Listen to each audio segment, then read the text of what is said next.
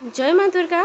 Hello friends, आपण मानकु समस्त को सुभ्रास किचन एंड ब्लॉग के बहुत स्वागत। आशा करुचे आपण माने समस्ते भले थिबे, खुशी रे थिबे। आमे भी भले अछु। तो चलून फ्रेंड्स स्टार्ट करमा आजिर ब्लॉग। तो आजिर ब्लॉग रे मुई आज आपण मानक संगे डाली फ्राई रो रेसिपी शेयर करमी। आ डाली फ्राई जेंटा कि वेजिटेबल पके करी आ अलगा किछि नै न आज रेसिपी टे अच्छे। तो चलू केंदा कर बने काଣା सेटा आपण मानक संगे मुई शेयर करछे। डाली फ्राई बेले तो छुआ मानकर बहुत शौकी। मुई मोर छुआ मानकर कथा भी कहूचे। डाली फ्राई जदि हेचे रोटी संगे भी भल, भात संगे भी भल, बाकी जदि डालमा रो ना धरी देबे बेले से मानको आने भल लागिनो। तो हेतिर लागी वेजिटेबल पकई करी आज मुई से मानकर लागी बनौछे डाली फ्राई। चलून देखमा। तो पइने मुई नै छे राहड़ी डाली आ टिके भाजी दोछे प्रेशर रे न एका, बेसी भी नहीं, टिके जस्ट 2 ରୁ 3 मिनिट। तारपर धुई धुआ करी जेंता नॉर्मली आमे डाली बसासु हेंता हल्दी लुण टमाटो दीटा नहीं छे दुईटा आउ मेंड जेंता डाली करसु हेंता करछे। आउ प्रेशर रे एका मुई कसुरी मेथी टिके दे दे छे। तो साडे डाली होछे आउ मुई आडे परिबा पतर सब काटी दे छे। तो इने देखुन मोर पाखे जेन जेनटा थिला वेजिटेबल मुई सेटा नै छे। इतरे फुलकोबी भी दे पारमा, कदली भी दे पारमा, आलू भी जेन जेनटा अवेलेबल थिबा बोलन तो सेटा।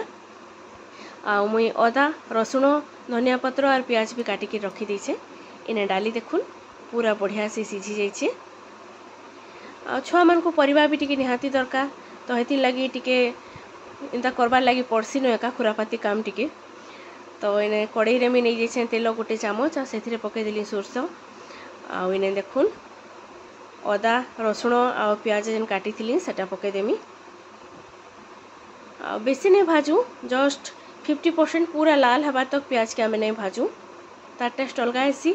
आ जदि टिके कम भाजबे बेले से तार टेस्ट अलग आसी। तो इने देखुन मैं बेसी नहीं भाजी, लुण टिके दे देछे मुई। आ तार परे देखुन जहाँ भी परिबा काटी थिली सेटा पके देछे। आ तार परे फेर टिके लुण। तो मुई डाली रे भी लुण देइथिली सेति हिसाबे कम कम एका दोछे। तो सबू परिबा के प्याज रसुण और अदा संगे टिके फिर भल से भाजी देमा। आ परिबा देखुन टिके ढापी ढापी के जदि भाजबे बेले 5 ରୁ 7 मिनिट भितर एका सबू परिबा सिझी जिबा। तो इने मुई पके दोछे टिके बागिर हल्दी, जेहेतु डाली कला बेले हल्दी देइथिली। आ इने मुई टिके गरम मसला, तारपरे इने देखुन तीखा लाल काश्मीरी लाल निजर जे हिसाबे राख खाइबे से हिसाबे नेबे।